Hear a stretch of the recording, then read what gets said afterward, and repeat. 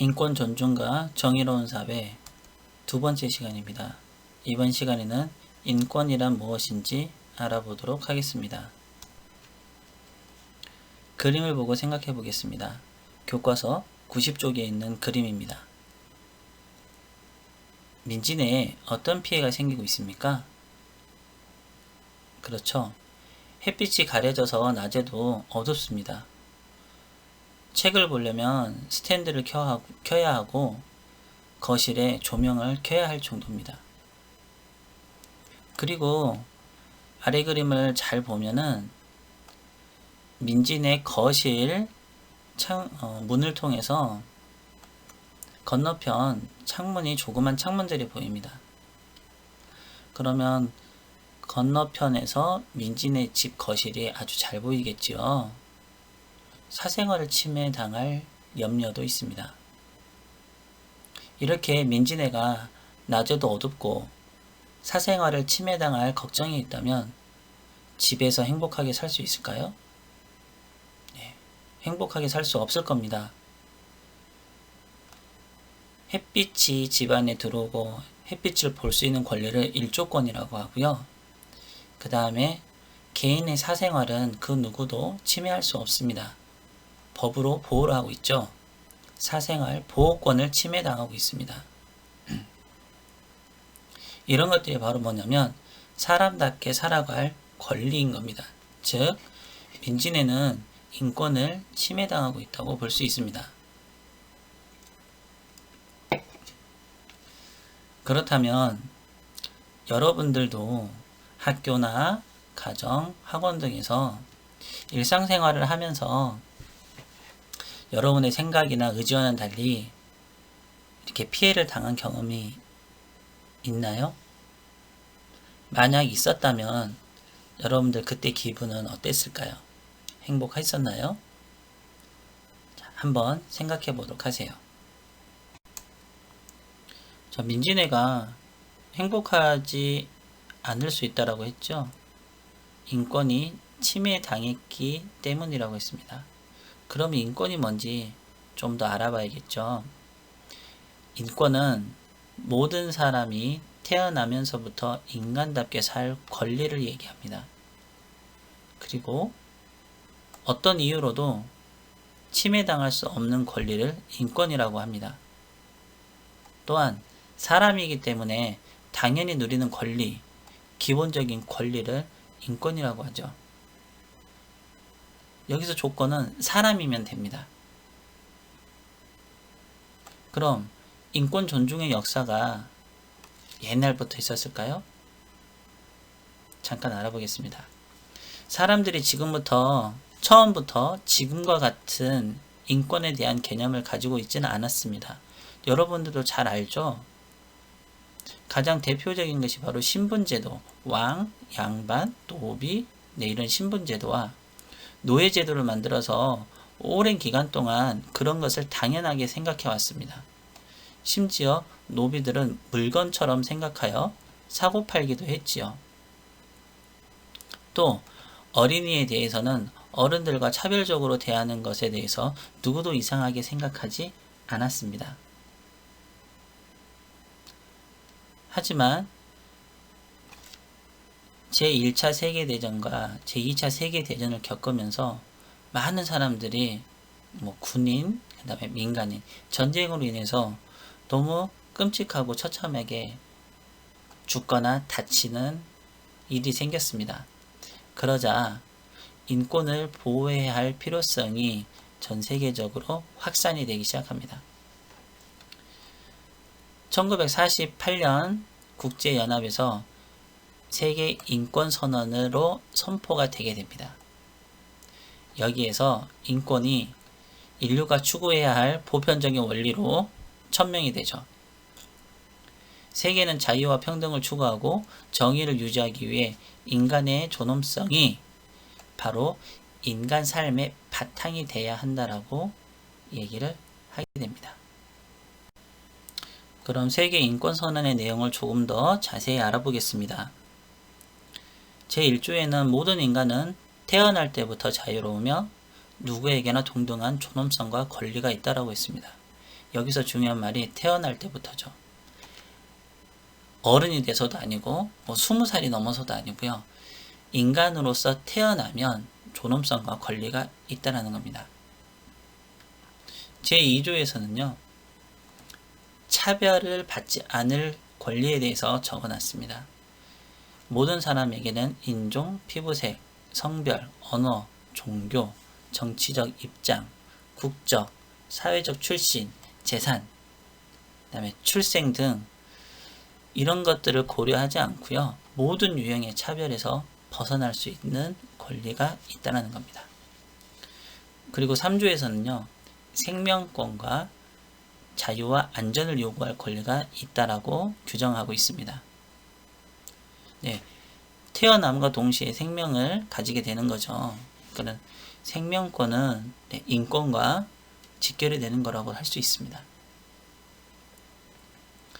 그리고 4조에서는요. 조금 전에 얘기했었던 노예에 대한 얘기가 나옵니다. 그래서 노예 제도와 노예 매매는 금지되어야 한다고 되어 있고요.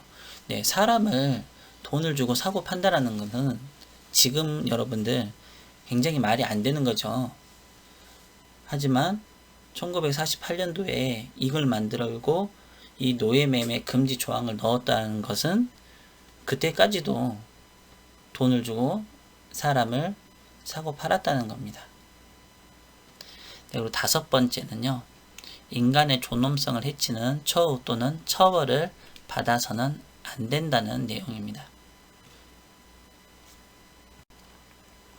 그럼 생활 속에서 인권을 존중하는 모습을 한번 알아보도록 하겠습니다.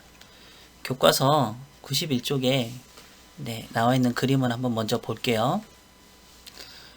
아마 여러분들 고속도로 휴게소나 그 다음에 식당 화장실에 손 씻는 세면대가 일반적인 높이보다 낮게 설치된 것을 아마 본 적이 있을 겁니다. 그럼 유치원생이라든지 초등학교 1, 2학년 좀 키가 작은 어린이들이 일반적인 높이로 설치된 세면대에서 손을 씻는 것은 좀 불편합니다. 손을 씻을 수는 있겠지만 물이 다 튀어가지고 옷이 젖든지 그런 일이 생기겠죠. 그러면 여러분들 기분 어떨 것 같아요? 좀 짜증나고 별로 좋지 않겠죠? 그래서 키가 작은 어린이들을 배려해서 한 칸 정도 세면대 하나 정도를 낮게 설치하는 것은 어린이들의 인권을 존중해 주는 것이겠죠. 자, 그리고 다친 사람 또는 할아버지 할머니들처럼 좀 이렇게 걸어 다니는 속도라든지 조금만 걸었을 때 힘이 드신 분들을 위해서 계단을 올라가는 건 굉장히 힘든 일이겠죠. 그래서 이런 분들을 위해서 엘리베이터를 설치하는 것, 이런 것들이 바로 인권을 존중하는 모습이죠. 그러니까는 여기서 지금 그림에서도 좀 다리를 다친 여학생이 나오는데요. 이 친구는 평상시에는 다리를 다치지 않았으면 계단으로 잘 다니겠죠. 하지만 다리를 다쳤을 때는 계단으로 다니는 게 힘들죠. 이럴 때는 엘리베이터를 이용할 수 있으니까 이동을 하는데 훨씬 도움이 됩니다. 그리고 여러분들 많이 봤을 거예요. 장애인 주차구역. 우리 학교 주차장에도 이렇게 하늘색으로 표시되고 휠체어를 탄 사람의 모습을 한 장애인 주차구역이 있죠. 이 장애인 주차구역 여러분들 잘 보면은 건물의 입구에서 가까운 쪽에 있습니다. 먼 곳에 있는 게 아니고 가까운 쪽에.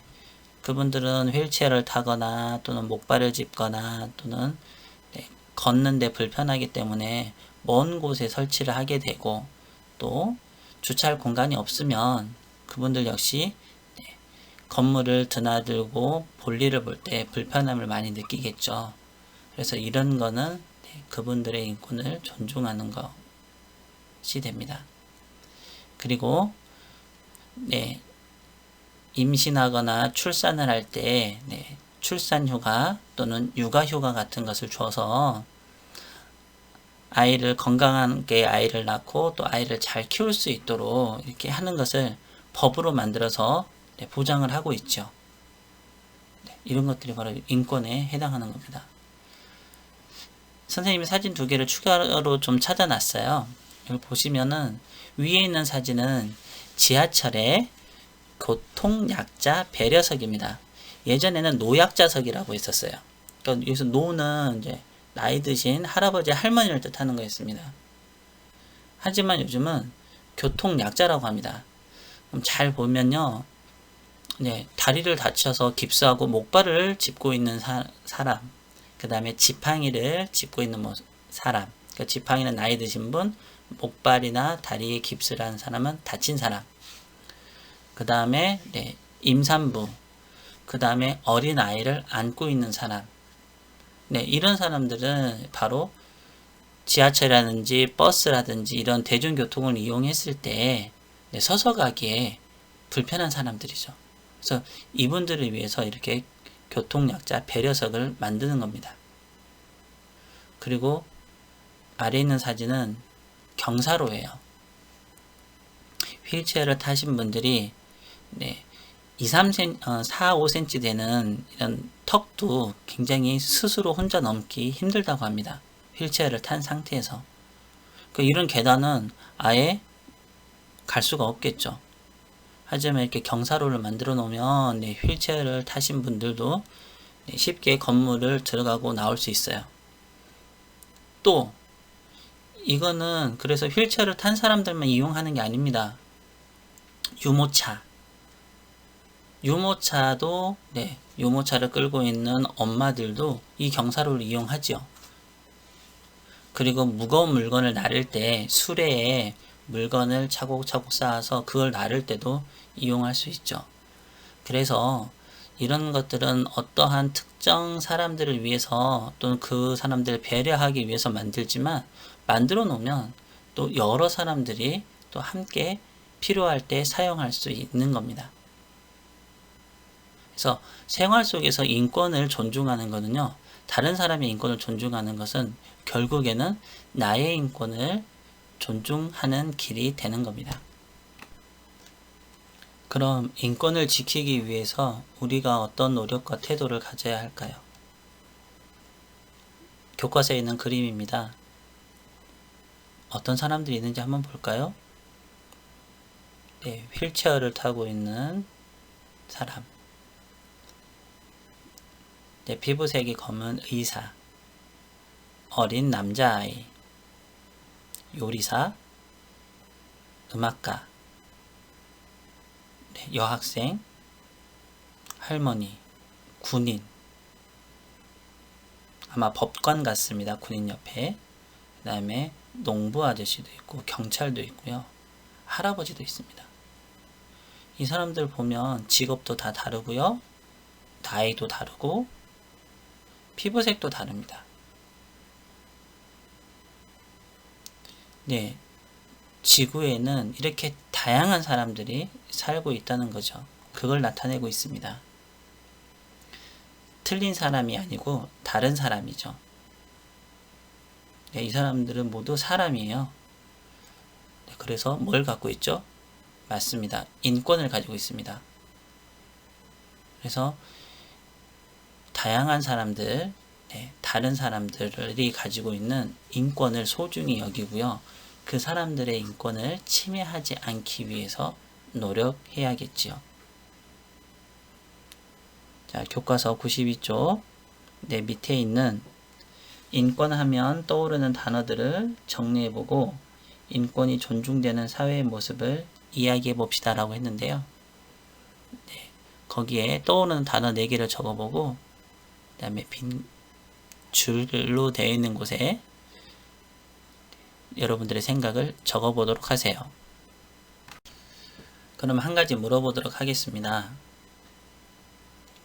인권이 어른들에게만 있는 것일까요? 그렇죠. 아니죠. 1948년에 유엔에서 채택한 세계 인권 선언에 보면 모든 사람이라고 있습니다. 그러니까 어린이도 포함이 되는 거죠. 어린이도 인권이 있는 거예요. 하지만 어린이들의 인권은 잘 지켜지지 않았습니다. 그래서 유엔에서 아동 권리 협약을 만듭니다. 언제 만드냐면요. 1989년입니다. 세계 인권 선언이 48년도에 만들어졌으니까 41년 뒤에 어린이를 위한 권리 협약을 따로 만든 거예요. 그러니까 그동안 어린이들의 인권이 잘 지켜지지 않았고 어린이들은 자신의 인권을 누리지 못했다는 거죠. 교과서 93쪽을 보면서 하도록 하겠습니다. 어린이에게는 행복하게 누려야 할 많은 권리가 있습니다. 그래서 세계 여러 나라가 모여서 만 18살 미만의 어린이와 청소년의 모든 권리가 담긴 유엔 아동 권리 협약을 만들었습니다.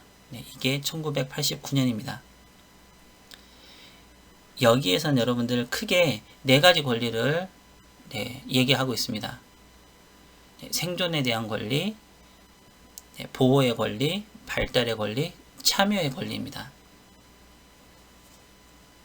생존은 말 그대로 생명을 유지하는데 필요한 권리를 얘기하는 거죠. 그래서 아프면 치료를 받고 약을 먹을 수 있는, 또 병원에 갈 수 있는 보건 서비스, 그 다음에 먹어야 또 살죠. 그래서 영양 섭취에 대한 권리, 또 내가 사는 곳이 굉장히 위험한 곳이면 안 되겠죠. 그래서 안전한 주거지에 대한 권리, 그 다음에 적절한 생활 수준에 대한 권리, 이런 것들이 생존에 대한 권리고요. 보호에 대한 권리는요, 아직 어린이는 어른과 똑같은 사람이기 때문에 동등한 인권을 누려야 하는 게 맞습니다. 하지만 어린이들은 동시에 또 어른들의 또 보호도 필요합니다.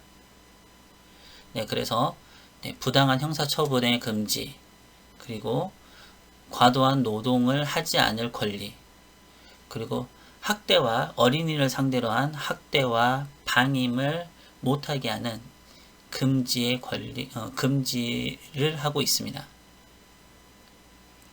그리고 발달의 권리는 성장해 나가는 거죠. 그래서 교육을 받아야 합니다. 그래서 교육을 받을 권리가 있습니다. 그리고 또한 다양한 문화 체험을 또 해야지 정서적으로도 발달을 할 수 있겠죠. 그래서 문화생활을 즐길 권리도 있습니다. 그리고 참여의 권리가 있는데요. 자, 이거는 자신, 즉 아동들에게 영향을 미칠 수 있는 문제에 대해서 말할 수 있는 권리를 이야기합니다. 여러분들도 한번 잘 생각해 보세요. 방금 선생님이 얘기했던 이 4가지의 권리가 여러분들은 어떻게 잘 누리고 있는지 생각해 보시기 바랍니다. 오늘 공부한 내용의 핵심을 정리하도록 하겠습니다. 인권은 사람이기 때문에 당연히 누리는 권리를 말합니다. 그리고 태어날 때부터 모든 사람에게 평등하게 보장되는 권리로서 다른 사람이 힘이나 권력으로 함부로 뺏을 수 없는 것입니다. 인권을 지키기 위한 우리의 모습으로 어린이를 위한 낮은 세면대를 설치하는 것을 봤고요. 노약자와 몸이 불편한 사람을 위해 엘리베이터나 경사로를 설치합니다. 또 장애인 주차구역을 따로 만들고요. 임신, 출산 등으로 직장을 쉬어야 할 때 법을 만들어 이를 보장합니다. 지하철 같은 대중교통에 교통약자석을 설치하기도 합니다. 다음 시간에 공부할 내용입니다. 다음 시간에는요, 인권 신장을 위해 노력했던 옛사람들의 활동을 살펴보도록 하겠습니다. 오늘도 열심히 공부한 여러분들을 매우 칭찬합니다. 수고했습니다.